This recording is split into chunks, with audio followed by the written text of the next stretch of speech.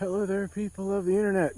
It is really hot and really humid, and there was a giant spider that was right here, and now he's gone. And this is all because it just rained. So while it was raining, I was inside browsing YouTube videos, doing what I do, watching things. Ended up watching a video, I can't remember who it was by, but it was by one of the many random little YouTubers that I watch. And he had asked if a particular gun was worth the money. And I enjoy watching videos like this, don't get me wrong. I like hearing other people's perspectives about basically anything out there that is on the market, especially at the typical values that the market price dictates these things should sell for. Well, the thing with these videos is it seems like every time I watch a is XYZ thing worth the money, it always boils down to them saying it's up to you. And that is just like, it's to the point to where it's so common that I come to expect seeing things like that. So in terms of watching a video where they're like, is this thing worth the money? It normally boils down to two different types of products. It's either the cheapest bottom of the barrel thing that you can find, or one of the more expensive high-end things that you'll come across. And whenever people ask, is this thing worth the money or is that thing worth the money, you have two different types of people in the comments. You typically have, if they're talking about a budget item, is that worth the money? Is the budget item worth the money? You'll have the people in the comments who go there and they will defend the budget item because to them it is worth the money because of their particular style of shooting and their particular needs with a particular firearm, and that particular firearm fits that role. Like, for example, I know I've seen a couple of videos where people talk about, like, is PSA, the Palmetto State Armory AR, is that worth the money? Is that worth the $400 or is it just garbage? And you get a bunch of people that are like, hell yeah, it's worth the money. That $400, like you can't match the bang for the buck that you get with that. And there's a lot of people out there who feel that way. That being said, the tons of people out there who feel that way probably don't stick that many rounds of ammo through their rifle. And I already know I'm going to get a bunch of people who say, I have shoved 10,000 plus rounds through my PSA without any problems whatsoever. And I just blatantly don't believe things like that, just because there are legitimate wear parts on firearms, no matter what tier it is that you're looking for, and many of them wear out at around that 5,000 round mark, especially your cheaper end items. I'm willing to bet, no matter what anyone has to say in the comments below, a vast majority of people who say something that is a budget tier item is good enough are people who have not pushed that budget tier item to its breaking point, which is oftentimes significantly less than a higher end tier item of the same category. Like that actually reminds me of a story a long time ago. I went up to one of my local gun stores up here in North Florida, and I was talking to a guy who was there to, I can't remember what he was doing, do something with his AR, and he was like, yeah, I've shoved 10,000 rounds through this dirt cheap bottom of the barrel budget AR, and it has served me super well so far. And I can't remember what he was having get done, but I remember like pulling out the bolt carrier group because he was having it get worked on. So bolt carrier group was on the table, so I picked it up and I looked at it, and there weren't even wear marks in the finish on the bolt carrier group that normally rubs on the sides of the receiver. Like, there's certain rails and wear points on bolt carrier groups that just wear down on the finish as you use the firearm more and more. Well, if it doesn't look like it has any wear whatsoever, there's probably not even 1,000 rounds on that gun. So that was just a blatant example of somebody who was just spoon feeding me cow patties, I guess, because that was definitely not the case with that particular situation. But you'll get the people who value the budget items, and they'll value that they can get them at budget prices because for their styles of shooting and for what it is that they do with their needs, their levels of accuracy, how far they're pushing out at their distances, and their standards for reliability, it is fine for them. And that's fine. But then you'll have the other sets of people, the other styles of people who do a lot more with firearms, or maybe push their firearms harder, or maybe do XYZ thing that the average budget enjoyer probably won't do. Like, for example, I don't really do much firearms instruction nowadays, but I used to be a firearms instructor, and we went through a lot of ammo, and we had guns that we would use for instruction courses, and some of our rifle platforms had 50,000+ rounds on them.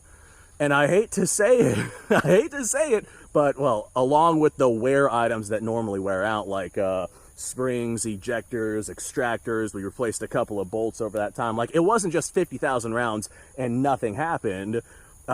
There's wear items that you got to do. I'd say every 10,000 rounds or so, we would swap out a barrel, and it was nothing fancy by any stretch of the imagination. But we would normally get your higher end things because they would last significantly longer than your lower tier budget items. Most people don't need that. Most people don't do that. Most people aren't going to require those higher end items. To us, no, the budget items weren't worth it because spending, say, twice the amount on a higher end item could get us 5 times the results. And we needed that 5 times results, or 5 times lifespan, 5 times whatever it is we're talking about with that particular higher end item. We needed that increased performance with what we were doing. So no, to us and our needs, our standards, our everything else that I had said before, the budget items are just not worth it, because there's no point in spending more money on more budget items to get the same amount that you would normally get out of the higher end items, spend twice the amount of money, get 5 times the amount of performance. Now, I'd say that's a hyperbole, but it's really not with whenever it comes to what it is that we were doing. But that's, like I said, not the average person's spiel. That's not what the average person ends up doing with their particular firearms. So, whenever it comes to, is this gun worth the money? It is so self-dependent on what the user needs a firearm to be able to do and what his needs are. If you're a competition shooter, there's no point in dropping $400 on a PSA, especially because they get like 2 to 4 MOA accuracy, and you're looking for that, quarter MOA accuracy at 100 yards levels of accuracy. There's no point in dropping $400 on that PSA when you can go out and spend $800 on what it is that you actually need. Getting 2 of those budget items, no, they're just not going to be worth the money, versus something that is higher end that will get you the performance that you are looking for. It is user dependent. It all depends on what it is that the person is doing, what they're looking for, just their own set of terms. And the thing is, for most people, those budget items gives every bit of performance, reliability, and acceptability that your budget-oriented people are looking for. It is just kind of the expert class or the niche class or the people who are going out and doing things that the average person doesn't do. Man, I'm just getting eaten up by mosquitoes out here because it freshly rained, so they came out. The average person is just not doing things that are to the point to where they would need that higher end item, which is why so many people think that those higher end items just aren't worth the money. Like, for example, if I bring up something, what's a good one? Daniel Defense. I have brought up Daniel Defense several times in several different instances. And they are a really, really good AR, but they typically cost over $1,000. And I get a lot of people who say that the PSA is just as good. As a matter of fact, I think that I have even put up a poll and I asked people, is the PSA as good as a Daniel Defense? And I had like over 50-something% say yes, or maybe even more than that. The point is, a lot of people think that budget-oriented thing is going to be just as good because for their needs, that particular budget-oriented thing fills the role to satisfy whatever it is that they need a rifle to do. And so they're going to say, no, those higher-end guns are not worth the money. And the guys who need the higher-end guns because they need that extra performance, they're going to say, no, those lower-end guns are not worth the money.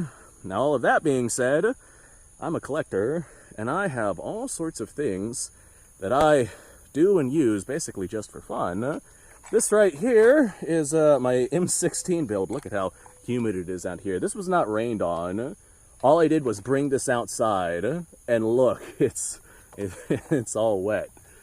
So this is my KP15. I got a PSA upper, but I got a 1 in 12. No, this one is the 1 in 10 twist.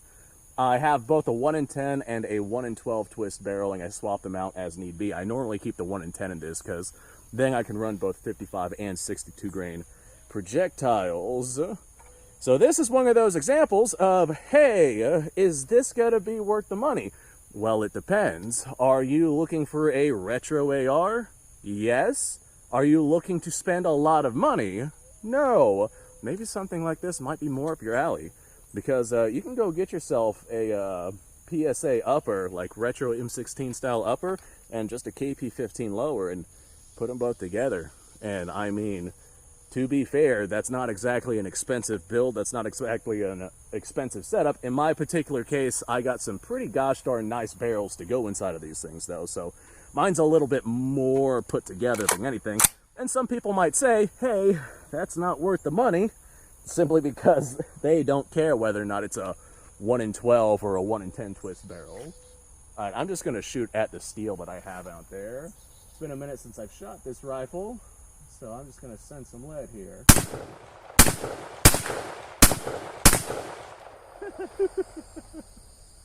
Oh boy, I don't know what kind of ammo that was I was just using.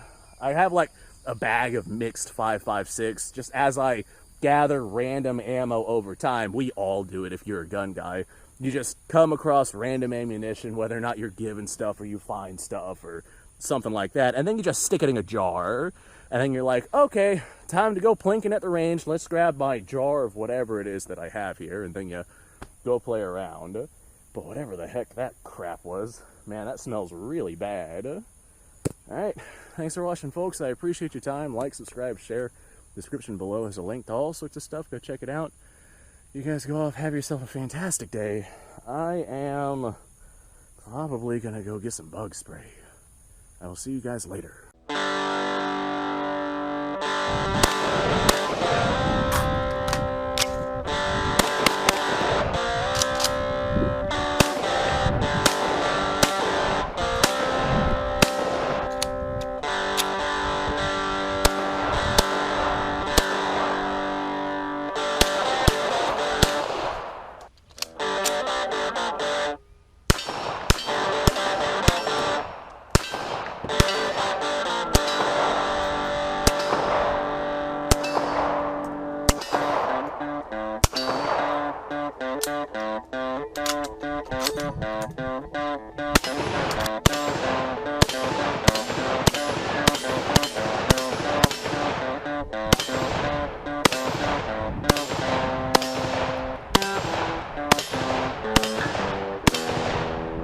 Been a little while since I've done this.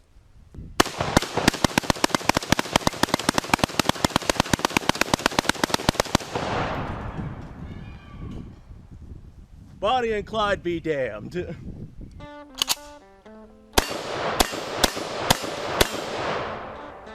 Poor man's Garrett.